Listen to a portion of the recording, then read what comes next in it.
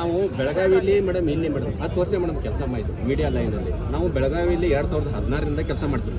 ಬೆಳಗಾವಿ ಕಾಂಗ್ರೆಸ್ನಲ್ಲಿನೂ ನೋಡಿದ್ವಿ ಮೇಡಮ್ ಕೆಲಸ, ಇಲ್ಲೂ ಚಿಕ್ಕೋಡಿಯಲ್ಲಿ ನೋಡಿದ್ವಿ. ಬೆಳಗಾವಿಯಲ್ಲಿ ಆಗಲ್ಲ ಮೇಡಮ್, ಪ್ರತಿ ಬಾರಿನೂ ಚಿಕ್ಕೋಡಿಲ್ಲೇ ಇದೇ ಥರ ಆಗೋದು ಮೇಡಮ್. ಅಂದ್ರೆ ಯಾಕಂದ್ರೆ ಬೆಳಗಾವಿಯಲ್ಲಿ ಆಗಲ್ಲ, ಉಳಿದ ಯಾವ್ದೇ ಕ್ಷೇತ್ರದಲ್ಲಿ ಆಗಲ್ಲ, ಚಿಕ್ಕೋಡಿಯಲ್ಲಿ ಯಾಕಾಗಲ್ಲ? ಪ್ರತಿ ಬಾರಿನೂ ಚಿಕ್ಕೋಡಿಯಲ್ಲಿ ಆಗತ್ತೆ ಮೇಡಮ್. ಇನ್ನು ಮುಂದೆ ಕಾಳಜಿಪೂರ್ವಕ ಇಲ್ಲಿ ಕೂಡ ಆಗಲ್ಲ ಅಂತ ನಾವು ನೋಡ್ತೀವಿ. ಹಾಗೆ ಮಾಡೋದಿದ್ರೆ ಕರ್ಸೋದು ಯಾಕೆ ಮೇಡಮ್? ಒಂದೇ ವಿಷಯ ಅಲ್ಲ ಸರ್ ಇದು ಮೇಡಮ್ ಹಾಗೆ ಮಾಡೋದಿದ್ರೆ ನಮಗೆ ಕರ್ಸೋದು ಯಾಕ್ರಿ? ಹಾಗೆ ಮಾಡೋದಿದ್ರೆ ಎದಕ್ಕೆ ಕರ್ಸೋದು ನಮಗೆ?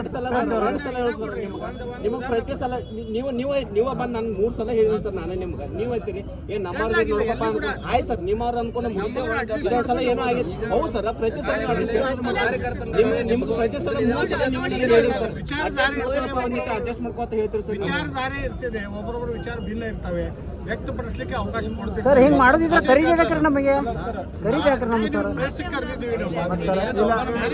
ಈಗ ಇಲ್ಲಿ ಕೇಳಿ ಸರ್ ಮೇಡಮ್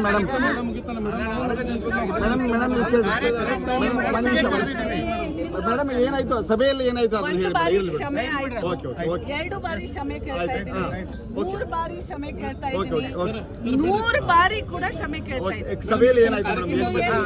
ಕಾರ್ಯಕ್ರಮ ಏನಾಯ್ತು? ಸಭೆ ಬಗ್ಗೆ ಹೇಳಿ, ಸಭೆ ಬಗ್ಗೆ ಹೇಳಿ ಮೇಡಮ್. ಸಭೆ ಏನ್ ಚರ್ಚೆ ಆಯ್ತು? ಇವತ್ತು